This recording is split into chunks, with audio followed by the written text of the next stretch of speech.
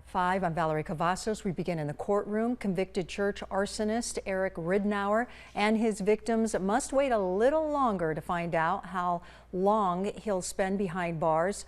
The judge continued the sentencing until next month, but the clergy of both churches still made their statements in federal court today.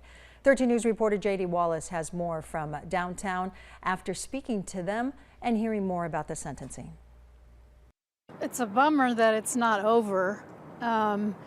But for me, I feel like it's clear that he's going to be sentenced for a long time, and I feel good that we were able to speak today. Eric Ridenour was convicted for the May 2023 fires that burned St. Stephen's Episcopal Church and First Presbyterian Church in Douglas. St. Stephen's vicar at that time is gay, and the First Presbyterian pastor is a woman, and Ridenour opposed both.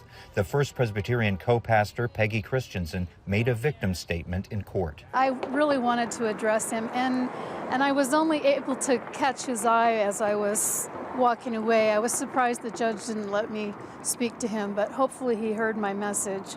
It's important that we get the message out there that we're not defeated by this. He was convicted on 2 counts each of arson of property used in interstate commerce, obstruction of religious expression by fire, and use of fire to commit a felony. Caleb Collins was vicar of St. Stephen's Episcopal Church and had invited Ridenour into the church a year and a half before he torched it. He was very argumentative, very disrespectful to the churches, but throughout that conversation I kept repeating, and that's why we have religious freedom in this country. Ridenour defended himself in his trial back in July, which has presented challenges for the court. Today, Ridenour told the judge he did not receive a pre-sentence report, a response the government had difficulty accepting. The government also requested the fires be considered a hate crime, but the judge said the jury should have been asked to determine that. This was a terrorist act.